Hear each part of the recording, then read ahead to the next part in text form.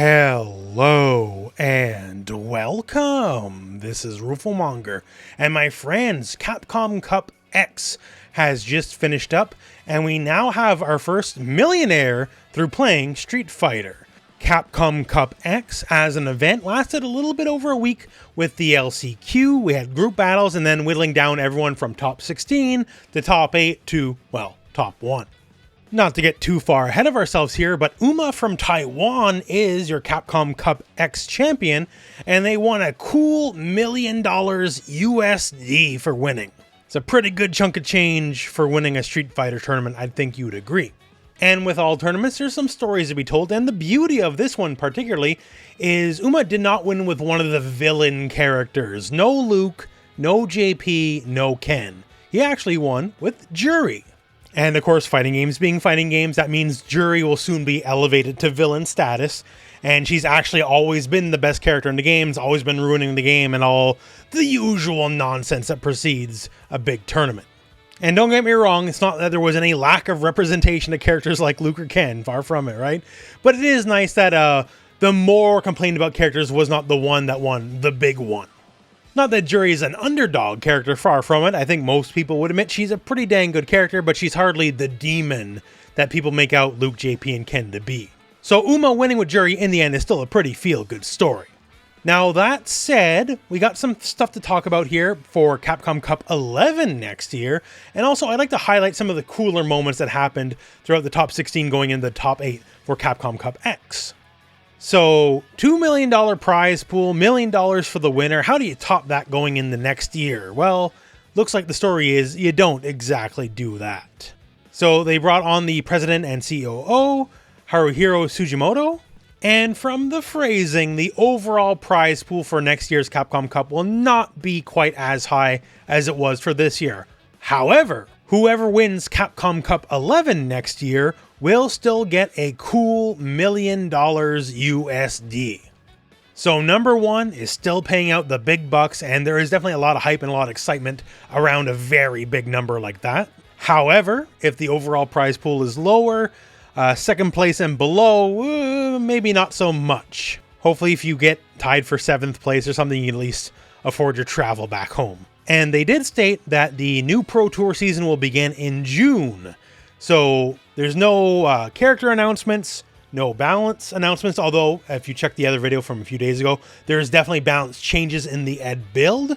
So expect perhaps a get you by patch to, get us to season 2, but there's no giant patch coming, at least not yet. But by the time the second Capcom Pro Tour season for Street Fighter 6 begins in June, then we'll probably well in the way of season 2, mega balance patch, new characters announced, all that fun stuff.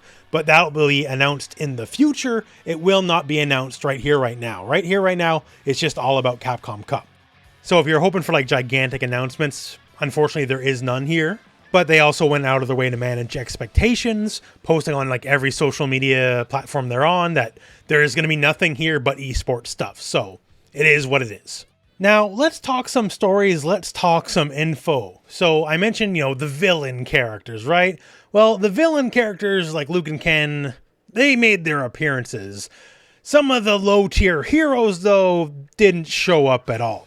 You can see here in this artistic representation by Zisowa here, Honda, Aki, and Jamie just made no appearances at all. So during the group stages, just during anything, right? If there's $1 million on the line, turns out you don't ever waste your time picking those characters. Everyone else got at least a showing, even if it wasn't a lot, right? So those 3 characters are perhaps the best in line for buffs come the proper Season 2 patch, as the absence is pretty telling. Now, characters where there is no lack of absence. We have this lovely infographic here done up by CatCammy6 over on Twitter, and, well, it shows a pretty good story. We can see the character spread here from the top 48 through the top 8. And pretty much most of the cast is represented, unless you're Honda, Jamie, or Aki. Obviously, some of the cast less than others. One Zangief, one Manon, one Lily, one Ryu, one Kimberly, like, they showed up at least once, right? But not popular. When zoomed out a bit here, we can see just top 48 alone, Luke made up almost a quarter of all the characters played. Luke, kinda good, y'all. Also the most represented character in the top 8 as well. And it basically goes as you were expecting, throughout the top 48 to the top 8. We have no shortage of DJ, no shortage of cans or JPs. No DJ in top 8. Fudo was playing DJ, made a hell of a showing, but fell just a little bit short. But for the stats nerds out there, the numbers, frankly, are not too surprising. Of course, raw stats, raw numbers, raw data don't always tell the whole story, right? Luke is indeed here at Grand Finals, but Luke did not win Grand Finals. Is he a better character than Juri? Sure. I think almost everyone would agree with that. However, fighting games are fighting games. There's the human element. You can't disqualify the human element, right? So just because one character is better than another on paper doesn't mean that character is guaranteed the win. And certainly not guaranteed the $1 million. So that's some of the stats here. Let's just talk some of the fun moments that happened. One really impressive, just straight up balls of steel moment comes from the final match itself here. So this is after Grand Finals got reset, so Chris Wong was on a roll for sure. And to close out Game 1 of the Grand Finals reset, we had this piece of business. And this is a hyper aggression to say the least.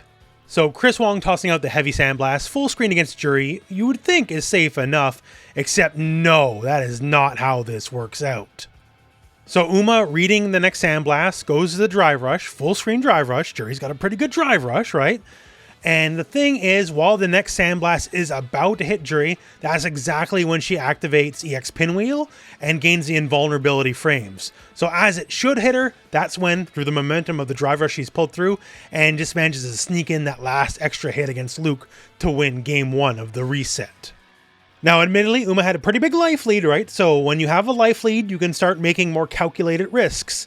But there's a lot of ways that could have went wrong, and just going for it is definitely a very ballsy move. So this is one of my cooler moments that happened. Another great moment was Uma and Chris Wong again, although it was earlier in the night, as this was in Winners Finals, not Grand Finals specifically. And hey, did you catch it? So in reaction to seeing the Juri fireball, Chris Wong goes for his own level 1 super, and instead of winning, loses. Because Juri's fireball travels on the ground, right? It is not level with anything else, therefore it does not interact, and as Luke winds up for the final projectile, which would 100% have killed, that's when Juri's fireball taps his toes and simply doesn't have enough health, so game over. It's a situation where, like, reaction-wise, you made the right call without fully appreciating the situation. Animal, just raw reaction instinct kicks in for a great gotcha moment, and then, well, you're the one that got in the end. This kind of moments happen to everyone who's ever played any amount of, like, fighting games, right? And to see it happen on such a big stage is definitely a heartbreaker. But it's something that very literally happens to the best of us. Now, this time, a moment that actually does work out for Chris Wong. Now, clock's running out against DCQ, a JP player, and sort of walking him down, and he gets a really big hit confirm into really big pressure. Gets to level 2, should be game over, but a little bit of a drop, and turns out that drop was exactly the game over experience. So the level 2 catches Luke hitting buttons. He was doing a sandblast, so fair enough, true gotcha moment. And by all rights, this kind of should be the end of the match. However, there's a bit of a drop on the combo here. Pillar comes, does not connect. So therefore, Luke not dead, sets up, but Luke just goes whole hog, full screen drive rush in the normal and the special in the level 3, and JP is almost out of burnout, but not quite. And level 3s do a lot of chip damage, right? So it's just literally seconds on the clock, should have already died, manages to steal the round and win the set. That's clutch if anything ever was. Other fun moments involve people like NL. So NL reacted to the DJ drive rush like a few other people do. It is difficult to react to that drive rush at the best of times, let alone DJ being close, and went for the gusto. NL got it, and that is also the game-winning play, the level 2 into winning the entire set. Very calculated though. You see Luke wiggling here? That's the super being buffered, waiting for the drive rush. Yes, it may be hard to react to, absolutely, but if it's exactly what you're looking for and you get it, well, you'll win the set. Pretty good. Another great moment for me specifically is Safe making it from top 16 to top 8. Safe is our Canadian representative in the Capcom Cup, and as a Canadian myself, definitely a lot of national pride going on. So great job for Safe. Canada, the only North American country to make it the top 8, by the way. A lot of people wrote Safe off, and obviously he came to show them up big time.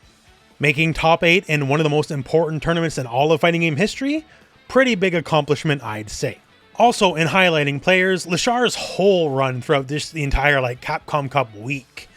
So Lashar was part of the fabled Group F. This was the death group, all the killers were here, and Lashar's, while in the group, was never ever brought up as oh, they're going to be the one to win it. And of this death group, Lashar actually did the best out of everyone with Chun-Li. Chun-Li, a character, I think most people say, yeah, Chun-Li's a strong character, but represented wise in numbers, not really, at least not here at Capcom Cup. And frankly, seeing anyone that's not like Luke or Ken is a welcome treat, right? So seeing very high level Chun-Li play was just actually fantastic and very fun. Just super clean footsie spacing, just a joy to watch, right? If you're going to be watching any of the matches, Lashar's matches are definitely some of the better ones to watch. And that said, I guess in this section, I'm not here to highlight every single match and every single moment or anything, but I'm here to tell you that the quality of play, the level of play was incredibly high, as you would expect when people are playing for $1 million. And if you did not watch along live, I highly suggest check out the Capcom Fighters YouTube channel, their Twitch and all that, and watch the replay, watch the VODs, because there was some good Street Fighter being played here at the Capcom Cup. That all said, that's about it for the video. I'm really looking forward to seeing what they have for next year for the whole Capcom Pro Tour. Well, I guess later this year, actually. But that said as well, obviously, there's going to be more characters. Season 2 is coming, more balance changes. We have Ed coming, along with what I'm assuming is a smaller patch, not necessarily the full Season 2 patch, but we got some changes as we've seen on site. And things are looking up for Street Fighter 6. Things are getting exciting again. I think things kind of slowed down a little bit, just specifically because of the Capcom Cup. But now it's concluded. We had a lot of great matches. We have our $1 million winner. And now we can kind of get the wheels turning again on the Street Fighter train, as it were. So other than that, hey, keep checking the channel for more Street Fighter 6 updates and news as it may happen. And otherwise, thank you very much for watching. Hope this video has found you well. And go out and play some Street Fighter.